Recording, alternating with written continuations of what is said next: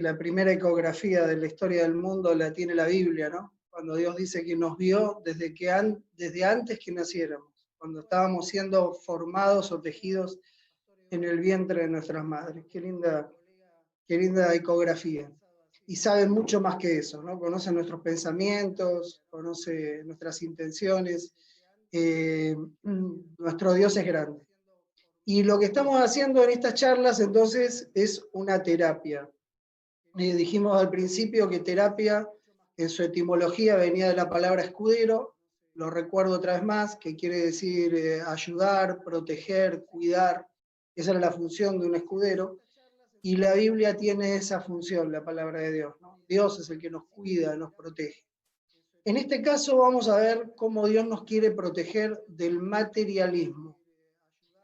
Porque el título de hoy era Jesús frente o cara a cara con un materialista o frente a un materialista. Y puede ser que muchos de nosotros nos encontremos siendo un poco materialistas, o algunos muy materialistas, y si no lo somos, por obra de Dios seguramente no lo somos, si no lo somos, pero conocemos a alguien que está en ese problema y quizás podemos ayudarlo con lo que la Biblia dice para protegernos de él. Primero quiero empezar diciendo que hay dos maneras de entender la palabra materialismo. Materialismo como una doctrina filosófica o como una condición que tiene que ver con los valores del ser humano. Se relacionan un poquito, pero son distintas, ¿no? Por ejemplo, el materialismo como doctrina filosófica dice que lo que existe es realmente todo aquello que ocupa lugar en el tiempo y en el espacio, ¿no? Y es perceptible a través de los sentidos. O sea, la filosofía materialista no cree en nada de lo que esté más allá de lo que pueda percibir la persona con sus sentidos. Sus sentidos que tienen que ver con la vista, el olfato, el oído, el gusto y el tacto, ¿no? Los 5 sentidos. Si no se puede percibir por los 5 sentidos, es la idea del materialista, no existe. Ellos creen que la materia existió desde siempre, existió en la eternidad, y que no fue creada de la nada. Entonces, hacen de la materia un Dios, es el pensamiento filosófico materialista. De ahí viene el marxismo y vienen otras teorías más de la línea materialista, ¿no? Se opone totalmente al idealismo, que es otra teoría que va por otro carril y no tenemos tiempo de ver.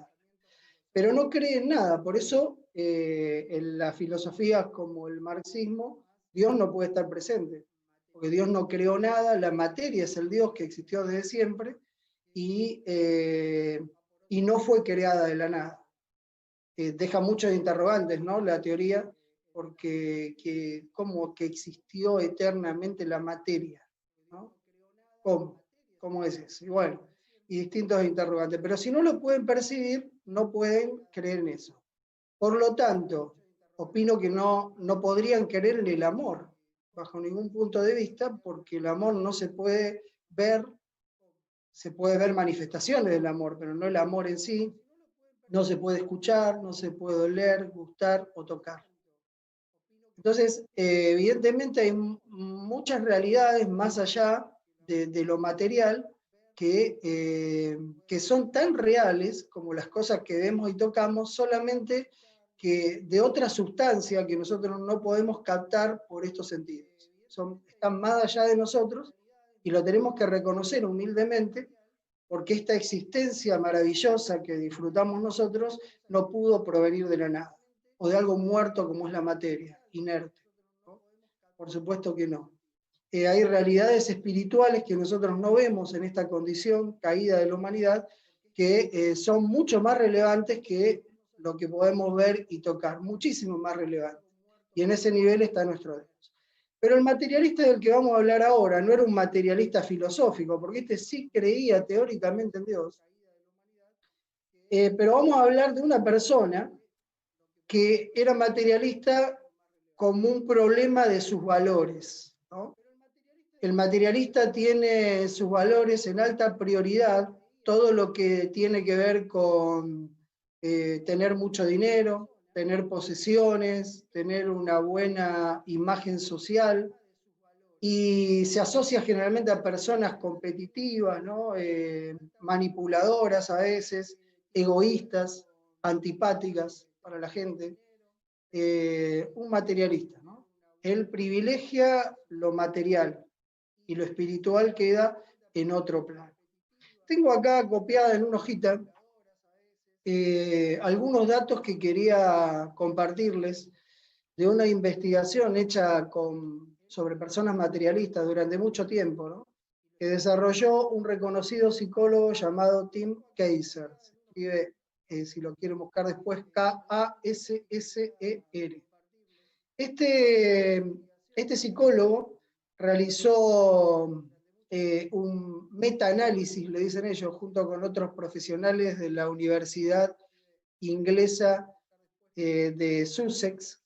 Es una universidad que queda en el Reino Unido. Ellos durante mucho tiempo llevaron adelante, desarrollaron una investigación y sacaron conclusiones en cuanto a este tipo de personas que generalmente no suelen tener experiencias agradables en su vida. Ellos mismos viven muchas experiencias desagradables. Y bueno, esta es la conclusión. El materialismo no nos hace felices, nos hace infelices. Una de las conclusiones que engloba muchas otras cosas de este estudio. Los materialistas, o sea, el materialismo tiene una relación negativa con el bienestar. O sea, generalmente se contradicen materialismo y bienestar. Uno puede pensar, bueno, si el materialista debe tener más plata, se siente mejor. No, están opuestos con el bienestar. Suelen tener los materialistas, tengo acá varias conclusiones, voy a elegir algunas nomás para esta introducción, suelen tener más problemas de salud física, tienen menos satisfacciones en su vida. Entre los problemas de salud física, tienen menos emociones, bueno, agradables en lo mental, tienen más dolores de estómago en lo físico, y dolores de cabeza, en fin, una serie de síntomas que los hacen no estar nunca completamente felices, ¿no? Porque en el orden de valores ellos tienen esas cosas materiales por encima de todo. Y me llamó la atención una parte de este estudio que dice que las personas más fuertemente afectadas por esta infelicidad que trae el materialismo son los materialistas que son a su vez religiosos. Porque acuérdense que dijimos que no estábamos hablando del materialismo como una filosofía, sino como este tipo de personas. Hay tipos de personas así que profesan el cristianismo. Entonces, esas personas, en los estudios mostraban un grado de insatisfacción más alto todavía que los materialistas que no creían en Dios. ¿Por qué? Porque el materialismo nunca puede satisfacer las necesidades psicológicas ni físicas, por lo visto, de una persona. En lo psicológico la persona necesita sentirse libre, un materialista no es libre, necesita sentirse competente, necesita estar conectado con los demás. El materialista no conecta bien en la vida con las demás personas, porque él no quiere a las personas, está buscando siempre su propio bienestar. Y con esto en mente, quiero ir a la Biblia para analizar el caso de un joven ya adulto, que tenía este problema del materialismo. Así que los invito a abrir la Biblia, los que tienen la Biblia a mano, en el capítulo 10 del libro de Marcos. Marcos, capítulo 10. El Evangelio según San Marcos, capítulo 10. Ahí está la historia que vamos a ver. Para entrar en contexto, para imaginarnos un poco la historia y meternos adentro de la historia como estamos haciendo cada noche, voy a leer el contexto, voy a hablarles del contexto que está desde los versículos 17 al 22. Jesús estaba por partir. despedidas, mucha inquietud, euforia, entre un grupo de jóvenes que lo seguían, nosotros le decimos los discípulos. Y Jesús se estaba despidiendo de los niños. ¿Ustedes se acuerdan aquel famoso pasaje donde él le dijo a los discípulos que no le impidan a los niños llegar hasta donde estaba él, porque él se deleitaba en los niños, y porque de ellos es el reino de los cielos, dijo, ¿no?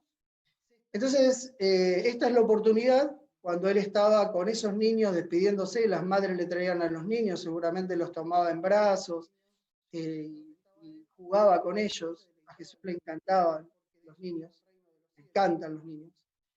Y entonces estaban por partir a un nuevo viaje. Como dije, iba no solo, sino acompañado de ese grupo de jóvenes, personas muy jóvenes. Imaginemos a los discípulos como personas entre 17 y 23 años, es lo que se puede calcular. No imaginemos un Pedro de 45, como lo pintaban las películas antiguas, no es así.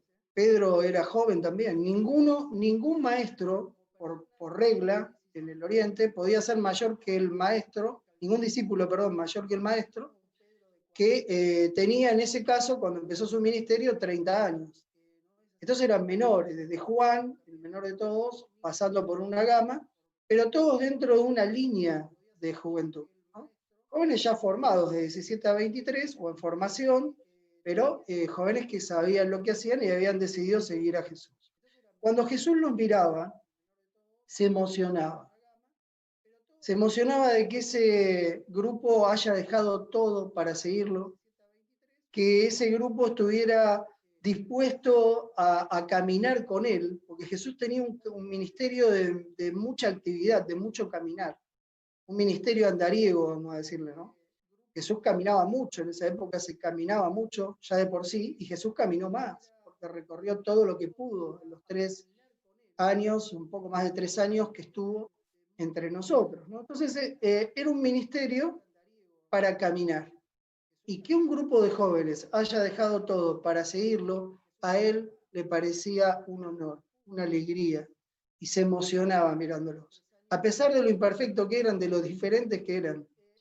Creo que dije en otra de las noches lo diferente que era. Había un cobrador de impuestos, traidor a la nación, favorable a los romanos, junto con un celote, Simón el celote de extrema izquierda, no estoy hablando de Pedro, sino del otro Simón que era discípulo.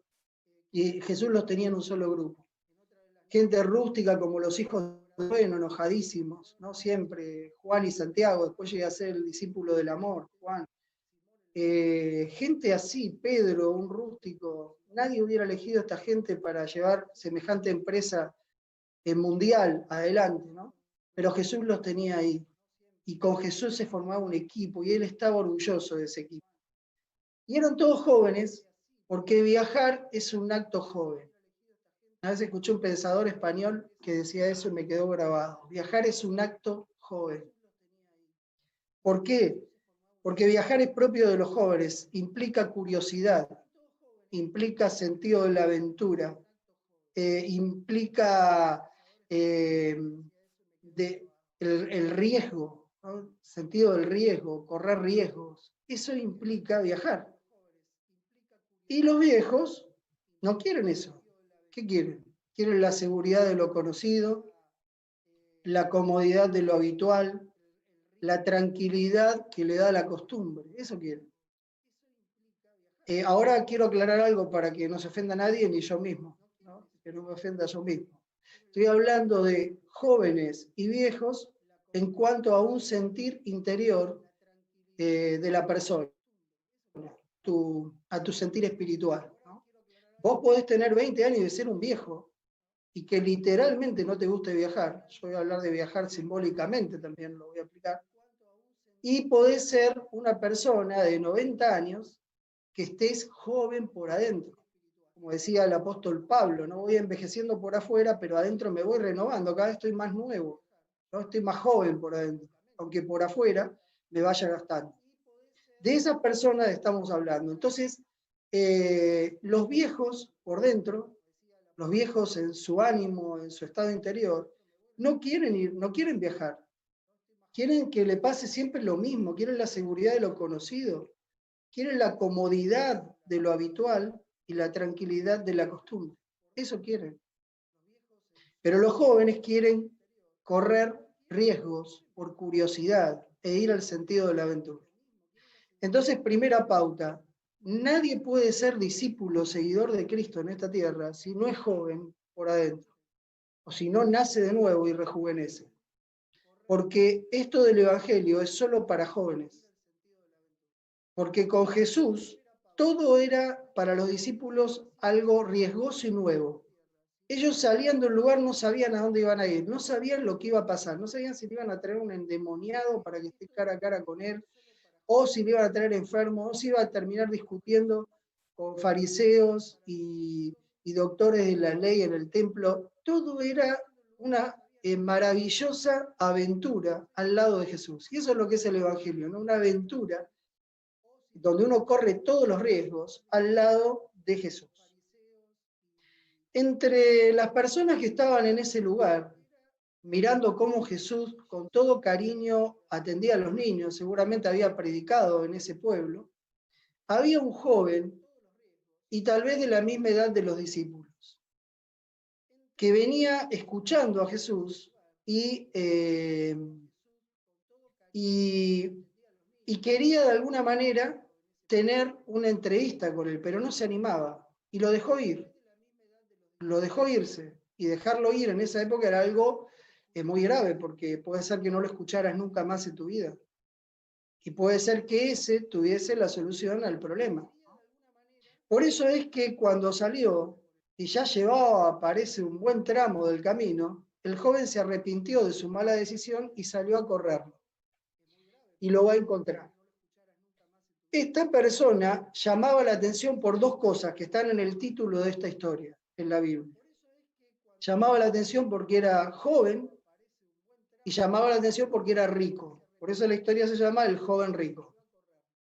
Un joven rico, que representa una numerosa cantidad de personas, y nos puede representar a nosotros también, que serían excelentes cristianos si no hubiese en el cristianismo una cruz que llevar. Serían excelentes cristianos si no tuvieran que sacrificar cosas o amistades para seguir al maestro. Este era un presunto religioso. Era rico, era bien mirado en la sociedad, pero no estaba satisfecho como todo materialista y no era feliz. Y si vos no sos feliz, ¿de qué te sirve todo lo que vos podés tener, todo lo que podés ser o lo que puede ocurrir en tu vida? Realmente de muy poco. Estando entonces buscando un guía espiritual, vamos a decir, porque este joven estaba buscando un guía espiritual para su vida porque él no era feliz, fue impresionado por Jesús. Fue impresionado porque lo escuchó a Jesús. Jesús era más profundo, tenía más equilibrio interior, más íntegro, más feliz, más que todos los consejeros que él conocía. Tenía palabras de sabiduría, podía llegar a tener el secreto de lo que a él le faltaba. Esa era la inquietud de él. Porque vieron que a veces nosotros en la vida buscamos un guía espiritual, humano, porque necesitamos un referente humano que nos hable, ¿no? Y entonces vamos buscando a alguien que tiene un poco más de experiencia y que nosotros consideramos confiable. ¿Por qué? Porque ese es como un director técnico de la vida, ¿no? Siempre un director técnico en un equipo, de cualquier deporte que sea, mira desde afuera el juego, observa bien, es un hombre de experiencia, y va corrigiendo al equipo para que trate de lograr la victoria. Lo ordena en la cancha, en el campo de juego, ¿no? Y le da indicaciones, especialmente en el entretiempo, donde corrigen un montón de errores. Bueno, nosotros a veces en la vida buscamos a alguien que tenga experiencia, que mire, que nos dé algunas indicaciones, porque parece que estamos perdiendo en este juego de la vida. Porque la vida a veces parece irnos ganando y por goleada en algunos casos. Entonces él buscaba un guía espiritual, buscaba una persona así, con fuerza moral, como tenía Cristo, con sabiduría. Y lo tenía delante de él, ¿no? Y decidió que no lo iba a perder de vista, que no podía dejarlo ir, porque quizás no lo vería nunca más, sin tener una entrevista con él. Entonces salió a correrlo. Y la Biblia dice que llegó y lo saludó. Hizo como una reverencia, inclinando una de las rodillas, y lo saludó al maestro. Y comenzó un diálogo muy interesante. Versículo 17. ¿Están conmigo ahí en el capítulo 10? Versículo 17. Le pregunta al joven a Jesús: Maestro, ¿qué haré? Maestro bueno, ¿qué haré para heredar la vida eterna? Este joven, a pesar de ser infeliz, estaba muy bien orientado por ser religioso, y quizás no solo por ser religioso, sino que a mí me da a sospechar que este joven podría haber escuchado a Jesús en otro lado, en otra oportunidad, porque hace una pregunta teológicamente correcta. Fíjense el verbo que él utiliza. Un legalista le hubiera preguntado a Jesús: ¿qué tengo que hacer para ganar la vida eterna? Porque él cree que haciendo obras externas puede ganar la salvación. Pero este no. Este le dijo: ¿qué tengo que hacer para heredar la vida eterna? Dio en el verbo justo de la salvación. Este es el verbo de la salvación: heredar. ¿Qué quiere decir heredar?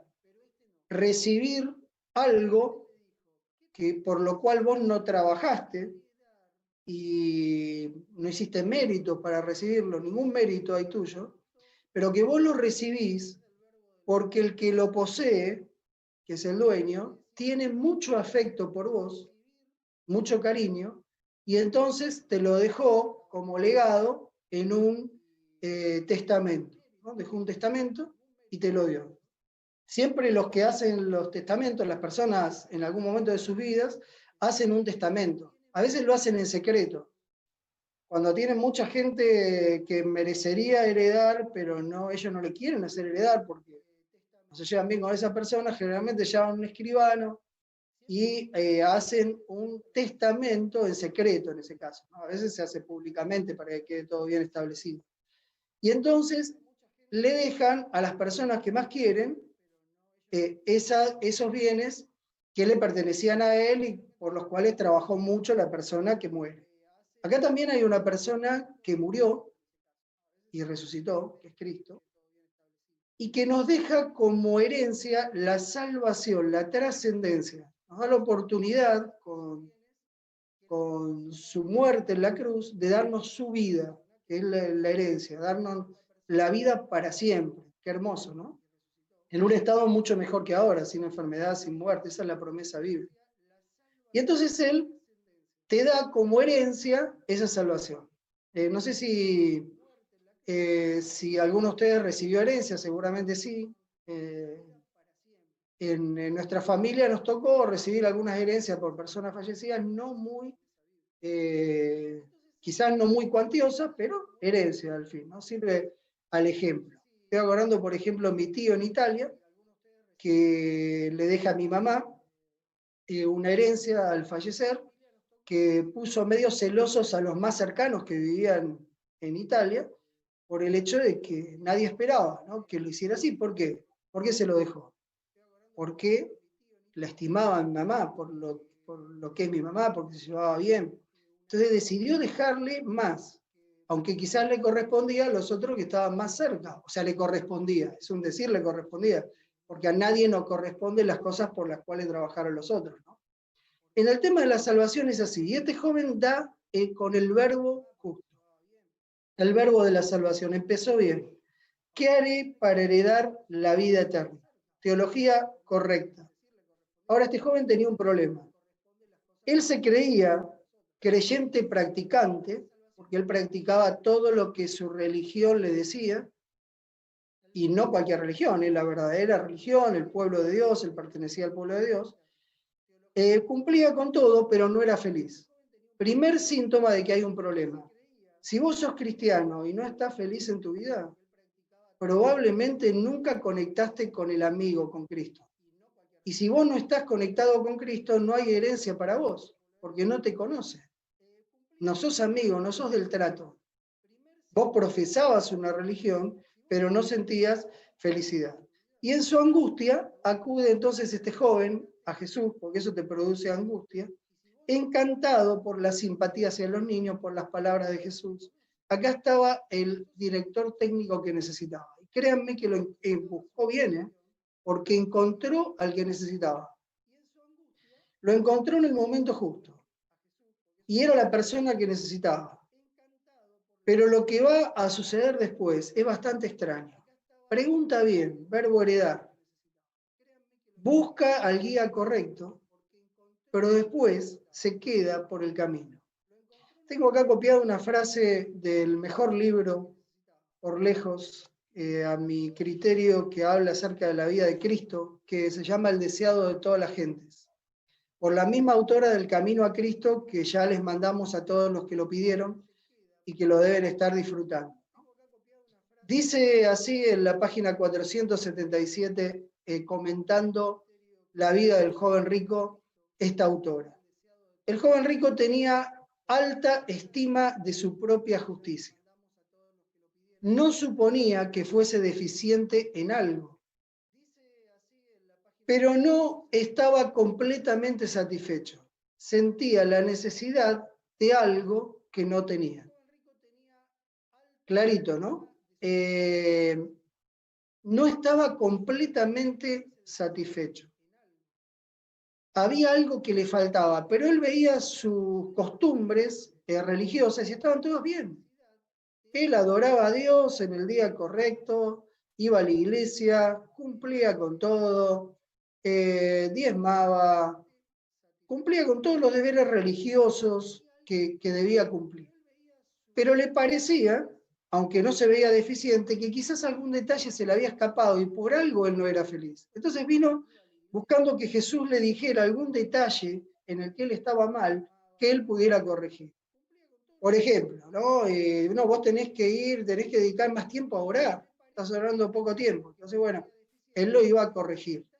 Esas oraciones podían ser mejoradas seguramente. Pero solamente eso. Él quería que Jesús le diera alguna directriz para que él enderezara su vida, porque evidentemente algo estaba haciendo mal, porque no se sentía feliz.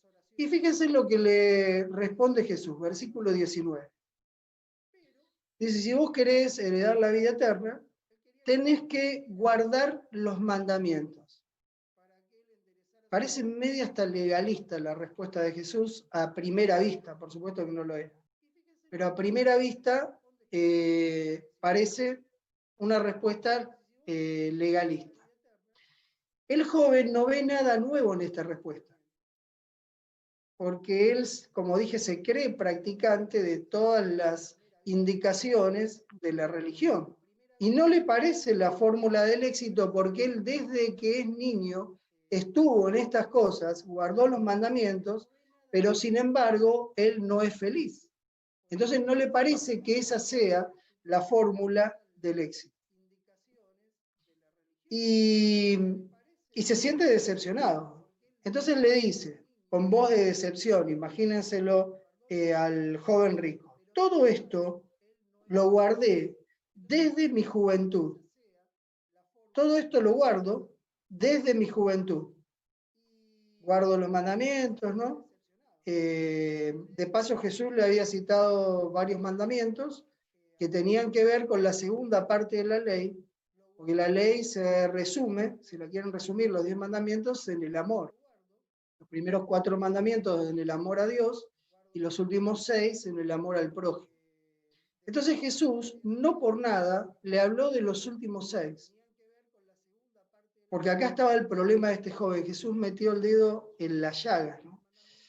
Pero este joven le dice, todo esto lo he guardado de mi juventud. Observo la ley, oro, y si querés que te cuente más cosas, pero no me siento satisfecho. No me siento satisfecho. Algo estaba mal. Versículo siguiente, versículo 21. Jesús lo miró, lo amó, o sea, simpatizó con él, le causó, lo estudió Jesús, con una mirada lo estudió, le produjo toda la ternura, toda la simpatía y le dijo, una sola cosa te falta. Genial. Ahora el joven habrá pensado, ahora sí me entendió, me va a decir la cosita que me falta. Una sola, ahí estamos bien, una sola cosa me falta, ¿no? Y me imagino que la mente le hervía esperando la respuesta, ansioso la respuesta que Jesús le iba a dar, porque le iba a decir lo que le faltaba, ¿no?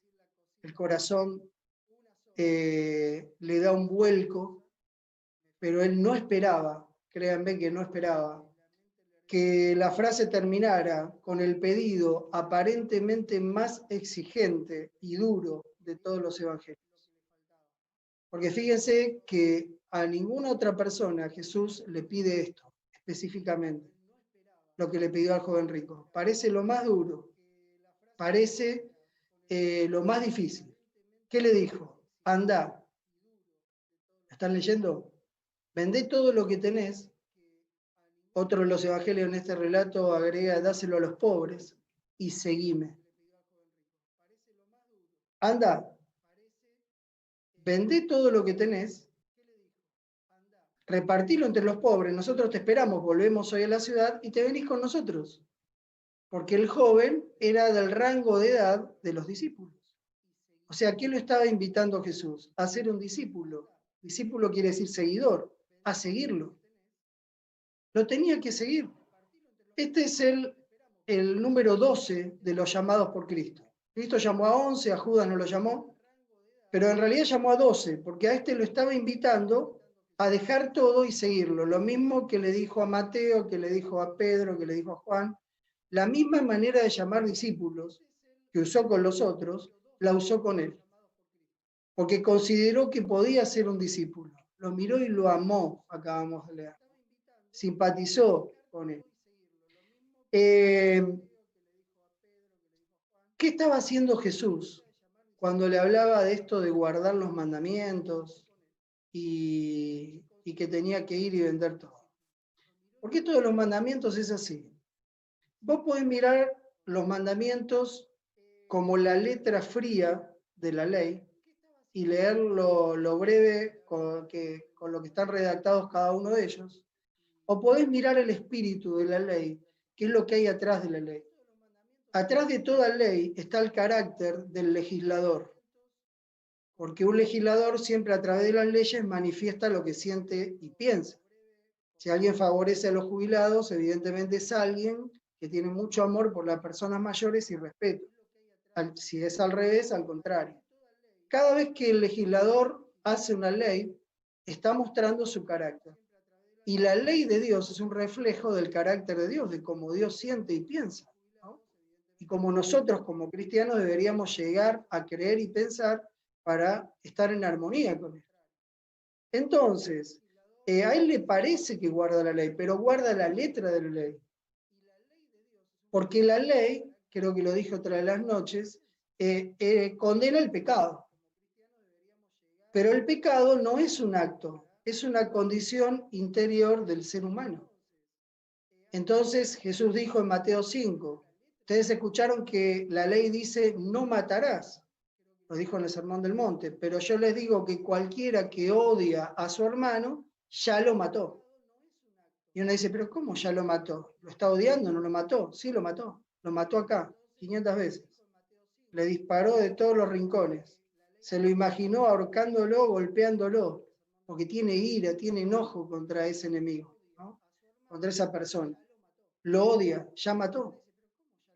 Y si odiar es violar el mandamiento, no matarás, evidentemente el pecado no necesita ser un acto, porque nadie sabe si yo estoy odiando a una persona o no.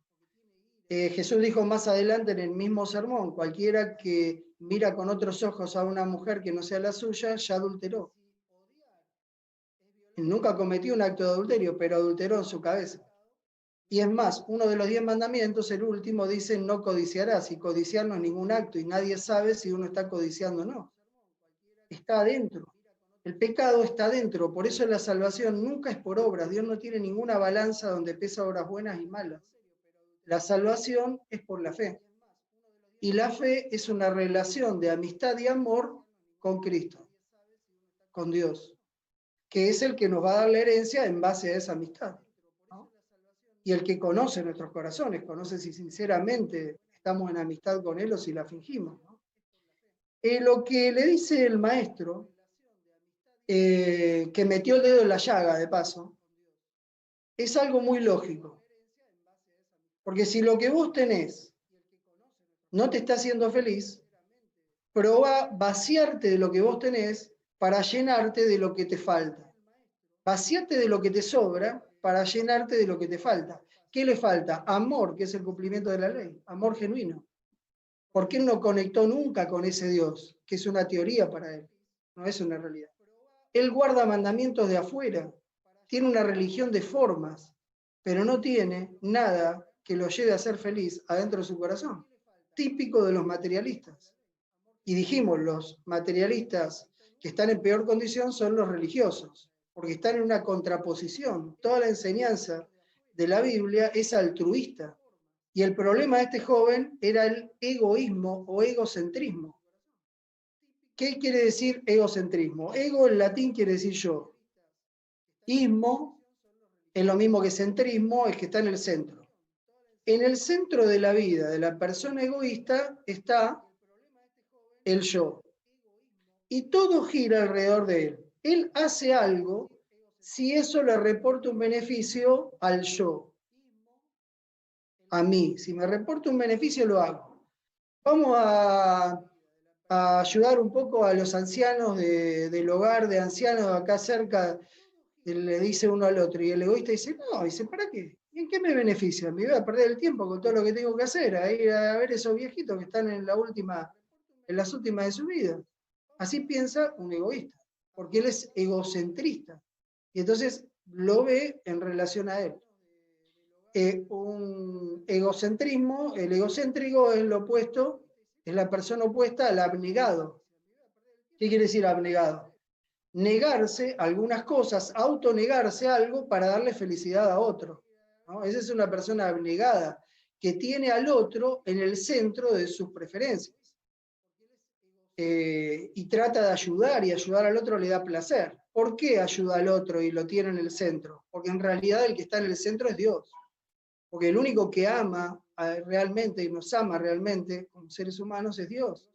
Y si Él pone eso en otra persona, en los cristianos, en los que nacieron de nuevo del Espíritu, entonces sí, el otro pasa a ser altruismo, el otro. O otro. Ismo, el otro en el centro, pone al otro en el centro. Un teocentrismo, un Dios en el centro. Y ahí la vida es distinta.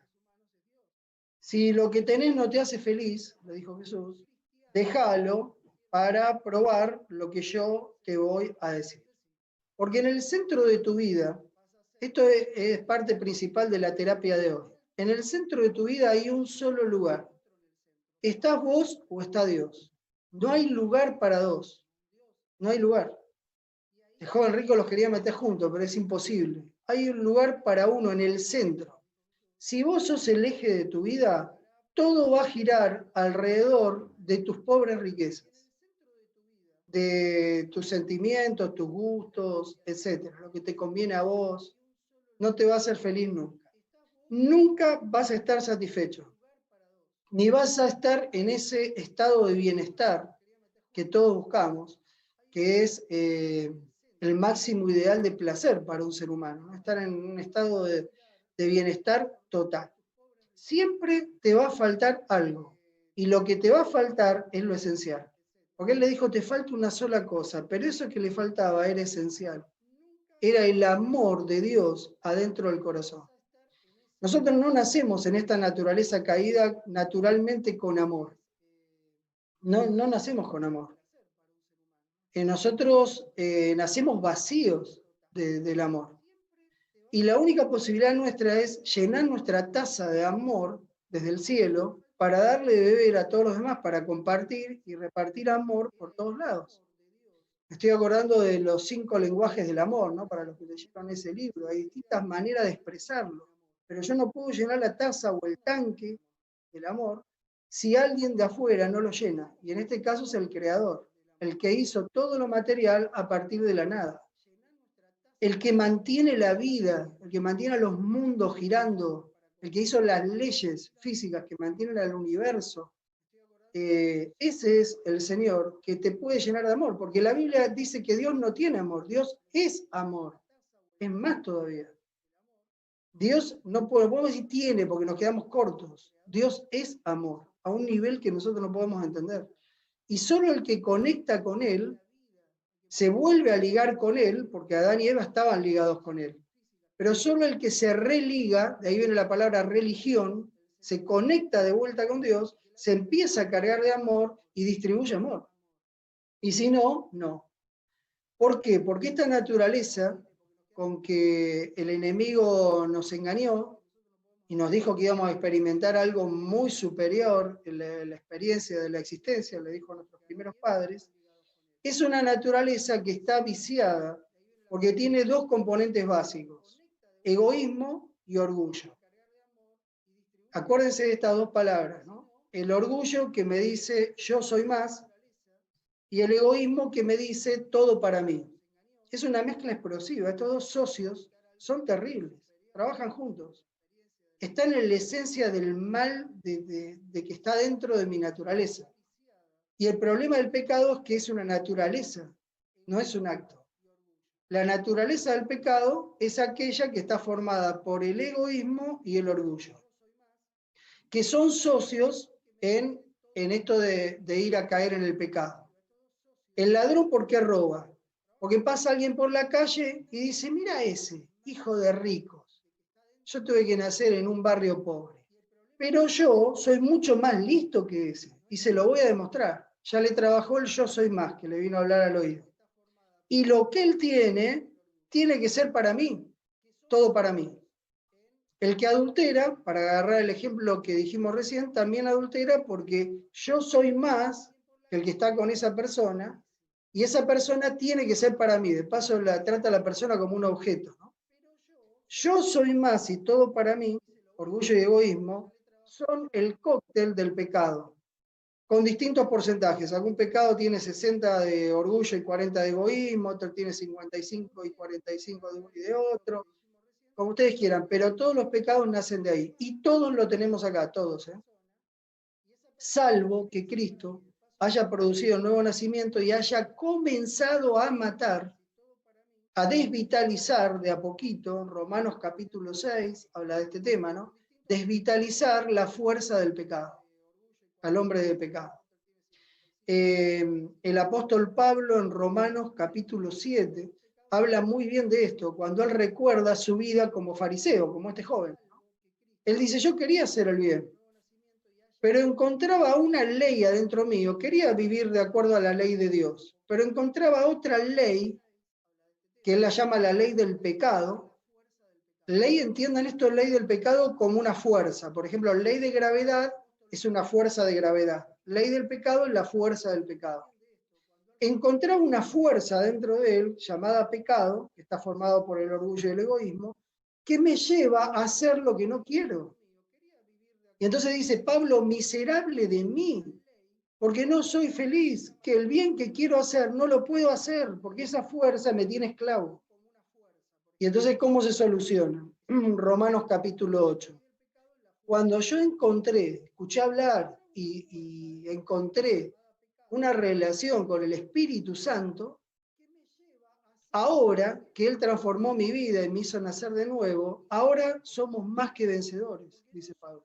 Y ahora, ¿quién nos puede separar del amor de Dios? Ni lo ancho ni lo profundo, un versículo precioso, después léanlo en sus casas. ¿Quién te puede separar del amor de Dios una vez que lo gustaste? ¿Quién te hace vaciar el tanque o la taza? Nadie. Porque ahora estás feliz y ahora disfrutás de todo, disfrutás más de la familia, disfrutás de los otros, disfrutás de vivir y tenés una esperanza para vivir. Dejaste de ser un seco materialista al cual la gente no lo quiere, no tiene buenas relaciones y no es feliz porque hay algo que él no entiende, pero que no lo deja ser feliz. El egoísmo es un Dios terrible. Toda la naturaleza caída es un Dios terrible. Y tiene un culto, el egoísmo, súper exigente, como los cultos paganos. El culto al egoísmo es muy exigente, porque el egoísmo nunca se sacia. El egoísmo viene y te dice, Marcelo, vos no sos feliz porque no tenés el trabajo que tiene tu vecino. Y vos decís, pero ahí estaba el problema, claro. Mirá el vecino, yo soy más que él, yo soy más de vuelta, y tiene un trabajo mejor que yo. Entonces yo, como trabajo en el mismo lugar que el vecino, voy y le serrucho el piso y empiezo a levantar intrigas contra él hasta que lo sacan de su puesto como jefe y me ponen a mí, ¿no? Y entonces vengo feliz y ahora sí, o sea, o creo que vengo feliz, creo que voy a empezar a ser feliz, vengo y le digo, ahora sí voy a ser feliz al Dios egoísmo. Y el Dios egoísmo dice, no te apures, Marcelo, porque vos no podés ser feliz. ¿Pero por qué si ahora tengo el trabajo que tenía el otro? No, pero te falta. Vos no tenés el auto que tiene tu amigo, pero no tengo plata para comprarlo, pero hasta que no lo tenga no podés ser feliz. Entonces me meto en una deuda, ¿no? Y voy, hago lo que puedo porque el auto me va a hacer feliz, y entonces voy, traigo el auto, y el egoísmo me dice, no podés. ¿Pero cómo? Y así me pide otra cosa, y me pide, y se me pasan los años.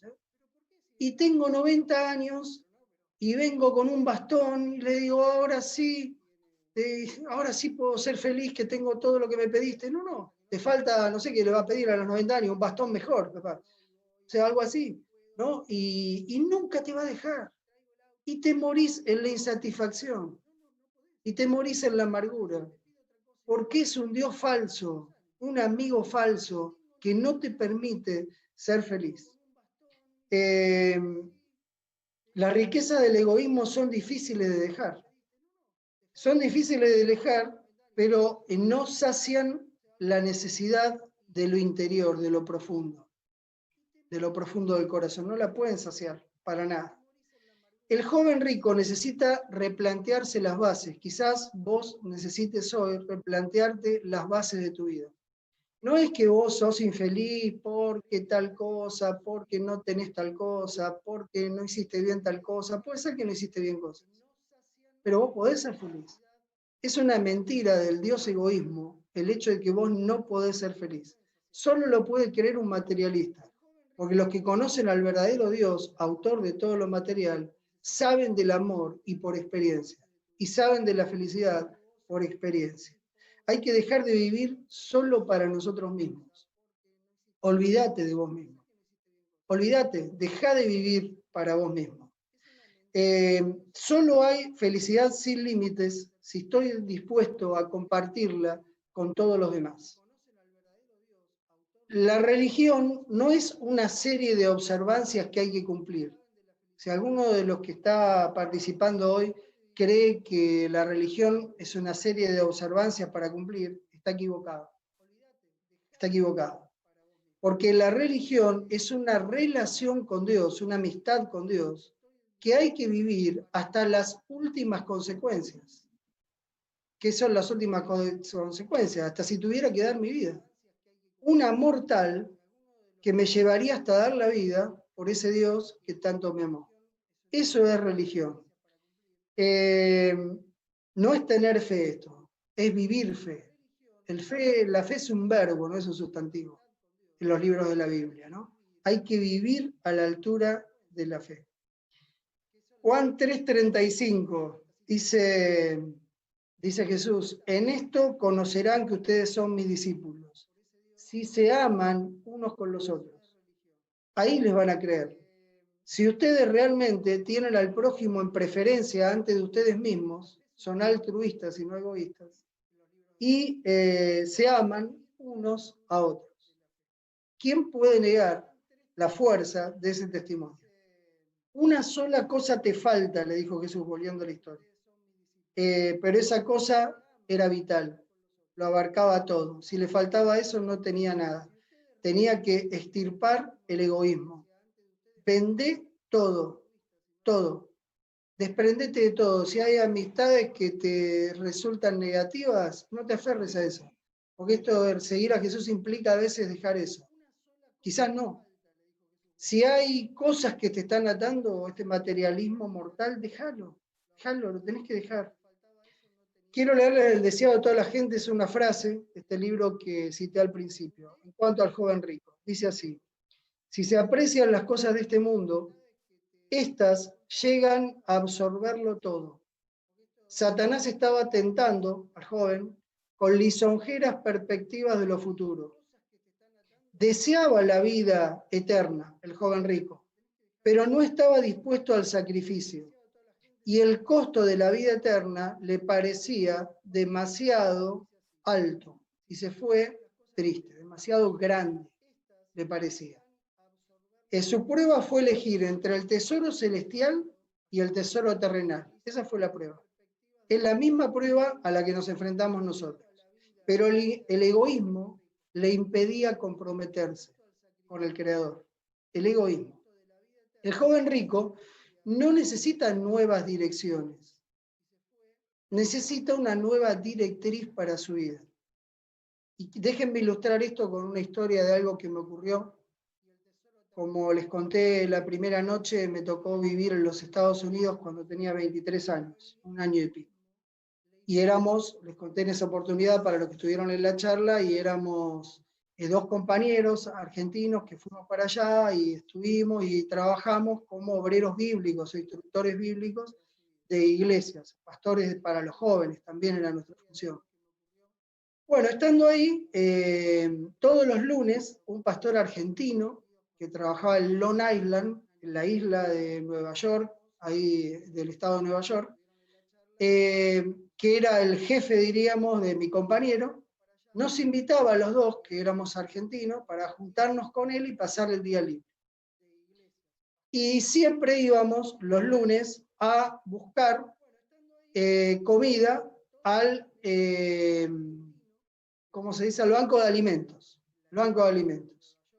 Ahí el pastor conseguía muy bajo precio una buena cantidad de cosas, la cargábamos y la repartíamos entre la gente hispana de las iglesias que nosotros sabíamos que tenían gran necesidad, ¿no? Una obra lindísima. A nosotros nos encantaba ir con el pastor. Nos encantaba ir con ese pastor porque era una persona de ley, porque era muy buena, y aparte nos divertíamos mucho con él. El pastor era un poco despistado, era una persona de un corazón grandísimo. Era despistado y era decidido. Él ponía la mira, no lo iba a parar nadie, nadie. De despistado, una vez se nos cerró la puerta del lado de afuera, la esposa de él no estaba. Él dijo: ¿usted qué se preocupa por esto? Vamos a entrar por la ventana, y la ventana estaba alta de la casa. No importa, él puso cajones, se subió de ahí, desde el patio, y gordito como era, se metió por la ventana y abrió, no lo paraba nadie. Un día se nos congeló el auto, no podíamos abrir las puertas del auto para bajar una reunión, estábamos todos vestidos de traje, corbata, él de sobre todo, y él decidió que salgamos por la ventana. Y nosotros calculábamos que él no podía salir por la ventana por el tamaño que tenía, ¿no? Porque la ventanita era chica, era un auto con ventanas muy angostas. Nosotros dos salimos, y cuando lo mirábamos asombrados a ver cómo iba a ser él salió, como sea, con las manos para adelante, tomó aire, se apretó y salió. Era un hombre decidido y de muy buen corazón. Pero a nosotros nos daba mucha risa las experiencias que pasábamos con él. Era realmente una jornada completa para nosotros, porque sentíamos que hacíamos el bien y aparte nos reíamos. La pasábamos muy bien. De paso, el pastor siempre nos llamaba los lunes. En un momento entramos en la duda si era que nos apreciaba mucho, que seguro que sí, o si era solamente porque teníamos que arrancar la camioneta. Porque esa camioneta no la arreglaban nunca, le andaba mal el arranque, y nosotros dos éramos el burro de arranque de esa camioneta. Entonces nunca podía ir con la camioneta de esa iglesia si nosotros no la arrancábamos. Así que íbamos los tres, infaltables, los lunes. Un día, hacía temperatura increíblemente baja, una temperatura, si no recuerdo mal, de 20 y pico de grados bajo cero de los nuestros. Allá en Estados Unidos había nevado, estaba insoportable estar afuera, y mi amigo me dice, Marcelo, decile al pastor que estacione la camioneta no en el frente de los bancos de los alimentos, sino una cuadra más adelante, en la esquina, o pasando la esquina. Yo le digo, ¿por qué? Porque con el frío que hace hoy, no sé si vos te diste cuenta, me dice que la calle va en declive, tiene un ligero declive, por eso nos cuesta a veces empujarlo en subida. Pero con el frío que hace hoy, nos va a costar más arrancarlo. Y no lo vamos a poder hacer en subida. Si él lo hace allá, lo estaciona allá, nosotros lo cargamos y va a ser mejor. Le digo, ¿por qué no le decís vos? Dice, no, porque a mí me da tentación de risa, porque él estaba todo el día con el pastor, vivían tantas experiencias de risa que se tentaba de la risa. Y le digo, bueno, le voy a decir. Entonces llegamos y le digo, pastor, ¿puede estacionar adelante? Dice, ¿pero por qué? Si estamos más lejos ahí. Le digo, no, usted no se preocupe porque nosotros con los carritos le llenamos la camioneta igual. Lo que pasa es que tiene un declive, le expliqué todo eso, y dice, uy, no, esas son excusas de ustedes. Son muy blanditos, ustedes tienen que desayunar mejor, ¿no? Y bueno, nos cargaba. Decía que éramos muy flacos porque éramos vegetarianos, decía que éramos muy flacos por ser vegetarianos. Y bueno, entonces nos cargamos. Le cargamos toda la camioneta y pusimos manos a la obra, a empujar, ¿no?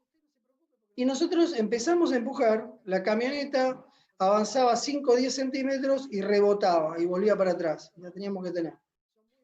Y el pastor, que se había subido adelante, nos empezó a cargar. Vamos, muchachos, vegetarianos, la fuerza, que esto, que hay que desayunar. Y bueno, y a nosotros nos daba risa, ¿no? Le digo, dale, vamos, sigamos empujando. Y rebotábamos. Le digo a mi compañero, vamos a hacer el sacrificio, saquémonos los guantes y aferrémonos bien a la camioneta y tiene que arrancar. Hicimos estacionar más adelante para esto. Y vamos. Entonces empieza a reír mi compañero y dice, ya sé lo que está pasando. Ya sé lo que está pasando. Vos sabés cómo es el pastor, sabés cómo es. Es un poco despistado. Es una excelente persona, pero es despistado. Estoy seguro que tiene o el freno de mano puesto o la palanca en el lugar donde no va a arrancar. Mal la palanca de cambio. Y yo le digo, ¿te parece? ¿Seguro? Fíjate, estamos empujando con toda la fuerza y no la podemos casi ni mover. Y entonces me dice, anda a decirle, por favor. Y ya estaba tentado de risa. Bueno, voy y le digo, pastor, el freno de mano, la palanca, me dice, se tira para atrás y me dice, fíjate, dice, está todo bien, y estaba todo bien. Y son ustedes realmente, no sé qué pasa, dice, yo los cargaba, pero hoy ustedes no tienen fuerza para empujar. Y voy atrás totalmente convencido y le digo a mi compañero, mi amigo, somos nosotros. Digo, metele fuerza porque el honor de los vegetarianos está en juego. Le digo, tenemos que darle duro, ¿no? Y empujar con fuerza, mostrar que tenemos fuerza. Dice, bueno, vamos. Vamos, y el pastor nos cargaba, ¿no? Hacía chiste y nosotros seguíamos rebotando. Hasta que me veo empujando solo y lo veo a mi amigo sentado en el cordón de la vereda, llorando literalmente de la risa. No me podía hablar porque estaba tentadísimo. Le caía, digo, calmate y decime qué pasa. Y cuando el pastor nos gritaba más, le daba más risa todavía, ¿no? Y de repente me señala para adelante. Entonces yo voy para el lado que estaba él y miro para adelante. Las ruedas de la camioneta estaban mirando para el cordón. El pastor no se había dado cuenta y tenía la dirección puesta en el sentido equivocado. Entonces nosotros, por más que empujáramos, siempre estábamos en el mismo lugar. Moraleja de esta historia. El joven rico no necesita nuevas directrices para su vida. Saca el freno de mano, el cambio, no lo necesita. Necesita una nueva dirección para su vida.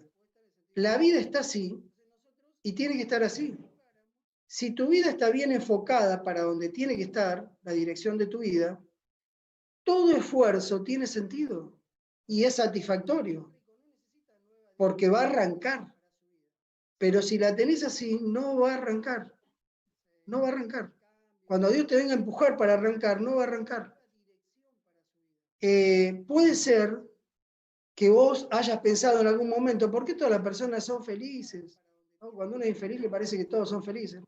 Pero ¿por qué hay personas que son felices y yo no? Incluso dentro del mismo cristianismo. Y quizás tengas la dirección, nada más sea un toque, para enfocar bien la dirección de tu vida, ser teocéntrico, Dios en el centro de tu vida, es el creador, lo merece. El prójimo en el medio te va a llenar de felicidad, aunque pierdas bienes materiales. Ahí Jesús le dijo, algunos dicen, Jesús le dijo para probarlo al joven rico. Si él estaba dispuesto a darlo todo, le iba a decir, no, era un chiste. ¿Cómo Jesús va a hablar con chistes? Jesús se lo dijo, no nos pide a todos que dejemos todo, porque quizás no es el problema central de todos, ¿no? Pero este tenía su problema central en el materialismo, estaba aferrado a sus pobres riquezas. Por eso se tenía que soltar. Y se lo dijo en serio, y él no lo había hecho. Las riquezas que Cristo dejó para venir a esta tierra a sufrir y pagar la deuda del pecado son muchísimo más altas que las riquezas de todos nosotros juntos, muchísimo más grandes. Y lo dejó todo para venir. Y los discípulos, cada uno de ellos, lo había dejado todo para seguir al Maestro. Me da risa cuando veo que algunos piensan y lo manifiestan, que lo natural para el creyente es ser inmóvil y sometido. Ellos le dicen la palabra cristiano y le viene a la cabeza una persona inmóvil y sometida, porque así se encargó el enemigo de pintar a los cristianos y a algunos falsos cristianos que nunca conectaron con Cristo dieron esa visión. Ustedes, sin ir muy lejos, las producciones de los Simpsons, de los dibujitos Simpsons, muestran a los Flanders, que son la familia religiosa, como una familia inmóvil y sometida que no tiene nada de felicidad. Y el transgresor egoísta, la familia egoísta, ¿no? Los Simpsons, son los felices. Nada más alejado de la realidad. Les leí hoy estadísticas de un psicólogo reconocido de Kaiser que hicieron estudios sobre eso. Las personas materialistas son los más infelices. No condicen, no se llevan bien materialismo y felicidad. No es que sea neutro, es que es contrario el materialismo a la felicidad. Entonces, ¿qué es un cristiano si no es naturalmente inmóvil y sometido? ¿Qué tenían de inmóviles y sometidos los discípulos de Jesús? O Jesús, o Pablo, o cualquier otro, los reformadores que vinieron más adelante. Estaban dispuestos a dejarlo todo, porque eran jóvenes y se lanzaron a un viaje con Jesús. Porque en esta vida vos podés decidir ir a la deriva sin rumbo o hacer un viaje con Jesús al timón de tu vida. Pero si vos tenés miedo, ahí sí sos inmóvil y sometido. Si tenés miedo de empezar el viaje, la gente egoísta y orgullosa es inmóvil y sometida. Pero el cristiano de ley es totalmente valiente y emprende con Jesús el viaje de su vida. Por eso Jesús se gozaba mirando a estos que habían emprendido semejante viaje a la aventura espiritual total. Porque con Jesús no sabes cómo va a ser el día de mañana, cuando vos viajás con Jesús. ¿Qué es cristianismo? Como lo dijimos recién, es una relación que hay que vivir con todo, hasta las últimas consecuencias. Es un viaje con Jesús, el que abandonó todo, con sus otros discípulos que abandonaron todo. El joven anhelaba la vida eterna e inmortal, pero se negaba a tomar su cruz. Se negaba a arriesgarse a morir en una cruz. Jesús dijo, el que me quiere seguir, tome su cruz, niéguese a sí mismo, fíjese esto, altruismo, niéguese al egoísmo, al yo, niéguese a sí mismo, tome su cruz, o sea, esté preparado hasta para dar la vida en una cruz, y síganme.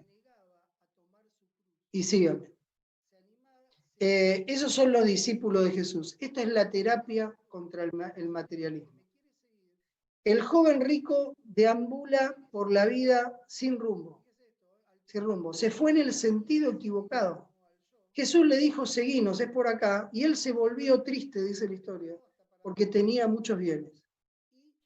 Permítanme sugerir, simbólicamente, borrar algo de la Biblia.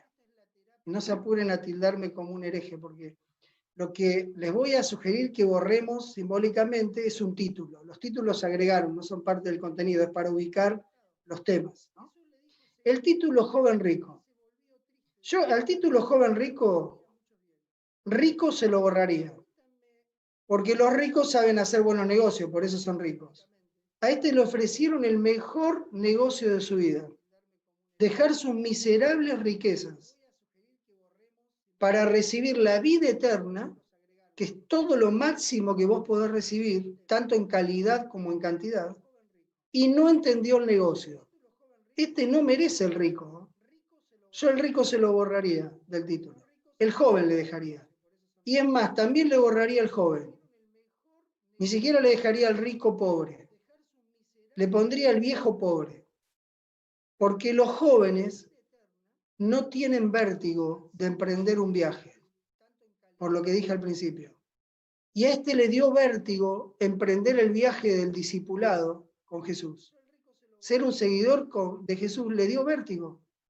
Tenía unas amarras de acero inoxidable tan anchas, amarradas al puerto, que no pudo cortar, no se animó a cortar las amarras para salir a navegar con riesgos, con circunstancias desconocidas que pueden venir, pero navegar al lado de este capitán que es Jesús. No es ni rico ni joven, es un viejo pobre. Por eso no pudo heredar la vida eterna. Porque no hay nada más contrario, contrastante para un cristiano que ser inmóvil y sometido. El cristiano lo arriesga todo, hasta su vida, por este creador que lo invitó a hacer este viaje. Y hoy te invita a vos también. ¿Qué vas a decidir? Para los que vienen leyendo las terapias, qué lindo que es, cómo nos abren los ojos, la terapia espiritual esta de las hojitas que estamos mandando. Qué lindo que es recibir esto. Si alguno no le pidió, está mirando por primera vez por YouTube, como están muchos hoy, o por este medio, pídala, pídala. Porque esta Biblia, este escudo que es la Biblia para nosotros, te puede cambiar la vida. Y Dios puede transformar materialistas, por supuesto que sí. Hoy no tengo tiempo de contarte otras historias, pero está repleto de historias de materialistas transformados por Cristo. Buscalas en tu Biblia. Te puede proteger del materialismo, de la violencia, de la arrogancia, como veníamos hablando ahora, ¿no? Y te puede proteger de algo que te hace muy mal, lo vamos a ver la próxima vez, que es sentirte culpable, de tu cargo de conciencia. Vamos a hablar del perdón de Dios en la última reunión el lunes que viene. Yo te invito a que hoy le respondas al Señor. No a ninguno de nosotros, porque nosotros vamos en este viaje y somos discípulos acompañantes del Maestro, pero que le respondas al Maestro. Porque el Maestro te dejó escuchar este tema, esta parte de la Biblia que hoy analizamos, y te llamó a vos también para que seas un discípulo. ¿Qué le vas a responder? Que el amor de Dios te acompañe y que hoy puedas dormir feliz, sabiendo que el Señor te llamó a ser un seguidor de Él.